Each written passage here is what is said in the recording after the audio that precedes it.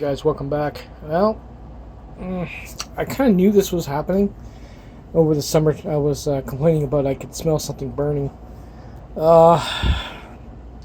When it comes to a 60 volt motor, you can overvolt it to 70 or over 70 and it pretty much won't do much of anything. You usually can go over about 10 more volts of what the 10 or 12 more volts than what the motor is actually designed for.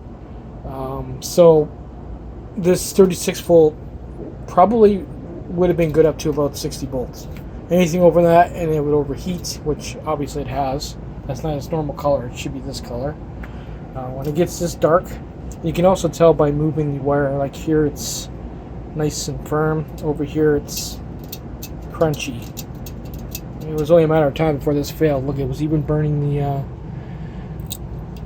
the fiberglass sheathing on the where the star connection is.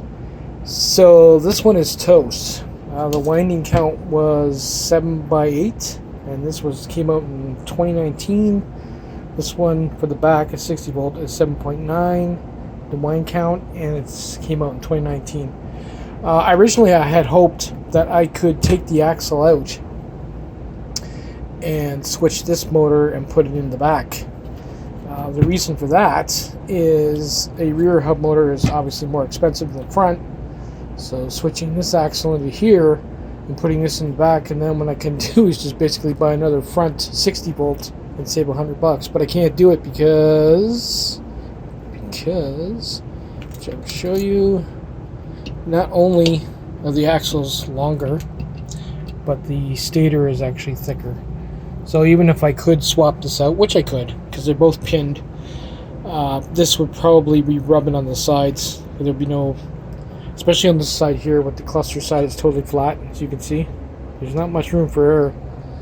So it's basically going to, this 36 volt, I got a summer out of it. I'm going to recycle it. There's not one thing that wasn't going wrong with it. Even the, since it was overheating, the stator was swelling up to the point where you could see it was rubbing on the actual motors, magnets itself, which is bad. So the spokes are bad. The rim, I'll save the rim tire, obviously.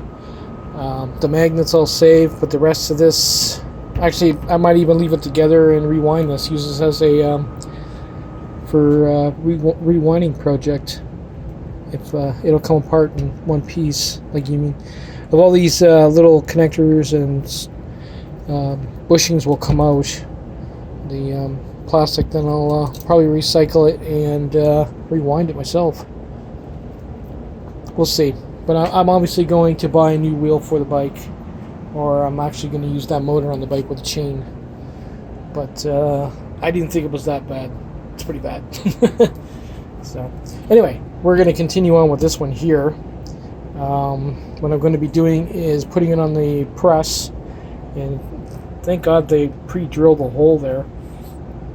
I'm going to countersink a hole all the way to the plate, and then another one on the side here, which will double shaft it like this. One side will have the wires coming out, and the other side will be for water. And now how we're going to do it, how are you going to do it without two lines? Well, what you're going to do is you're going to run a thinner line, and the water going into the motor will go through the thin line, which is in the middle, and squirt up inside the motor. And then the return will be on the outer part of the hole, going back to the pump. So it'll be it'll be a T on here, and then on the T you'll have the thin line going through it, and then the other line will be for the return. It'll work. It'll basically be two lines in one. And there's going to be a Lexan piece put in here, and I'm going to put really thick adhesive. Probably use this stuff here because it dries as a hard rubber, and it's flexible, and it's waterproof. All along inside there, and then I'm going to do the same over here, and the water will be in between two Lexan plates, and basically it'll cool this area here, because what happens is when the hub motor does heat up, it actually has a built-in heatsink. It's the actual stator itself, and it transfers the heat to the steel plate or whatever. And some people like to run heat sinks on the outside, or there's Statorade from ebikes.ca. You can use that. Or you can water cool the inside the jacket here, which will actually help, because as this absorbs the heat and transfers it to here, it'll be cool. So basically, when I'm riding along, there'll be fluid probably to about there, squashing around. And what I'm going to do is I'm going to have a little pipe coming up that will squirt fluid and hit the top, and then it'll go down, and then the stuff here will circulate to the pump. And you know, you get my idea. Basically, a little water fountain inside the motor. It'll work.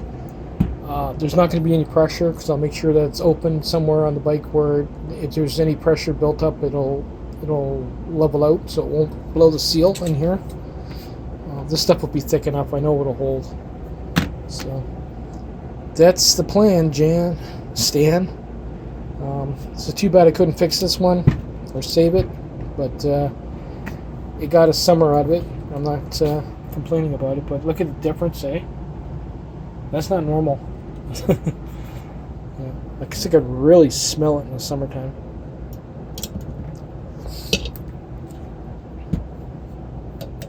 Super cheap.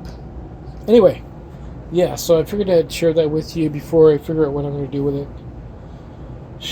I don't know. Recycle it, I guess. I mean, even if I do rewind it, I still got to redo the spokes and everything else. It's up in the air. But I wanted to share this with you in the next vlog, so don't be surprised if we start redesigning the frame to fit that other motor, because I'm cheap. So anyway, I figured I'd share it with you guys.